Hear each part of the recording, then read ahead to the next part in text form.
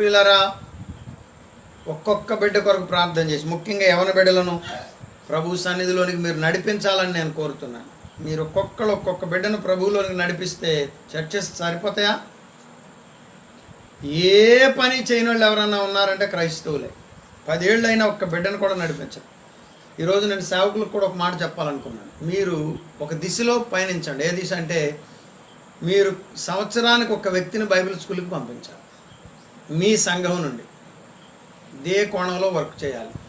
అదనపక్షం అనేవాడు నాన్నగారు. అదనపక్షంలో అంటే లేక 2 సంవత్సరాలకైనా ఒక్క వ్యక్తిని ప్రభు కొరకు చేయగలమా, చేయలేమా?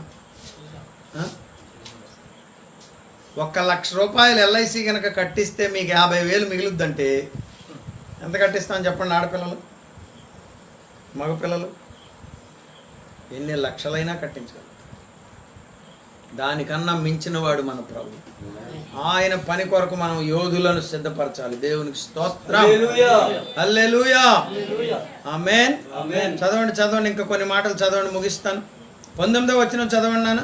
మరియు నీ దేవుని మందిరపు సేవ కొరకు నీకు ఇయ్యబడిన ఉపకరణములను యెరూషలేములోని దేవుని ఎదుట అప్పగింపవలెను. నీ దేవుని మందిర విషయంలో దానమిచ్చుటకై మరి ఏదైనను నీకు కావలసిన ఎడల అది రాజు యొక్క ఖజానాలో నుండి. యవన బిడ్డలు వింటున్నారా? దేవుని పని కొరకు ఏమన్నా కావాలంటే ఎక్కడి నుంచి రావాలంట? జగన్ గారు శాంక్షన్ చేసే రోజులు వస్తాయి. ఆమెను అంటలే ఎవడో, అది జగన్ గారు కాకపోతే ఇంకొక ఆయన. హల్లెలూయా. ఎక్కడి నుంచి రావాలి? పరిచర్యకు అవసరమైనటువంటిది కూడా ఎక్కడి నుంచి రావాలి?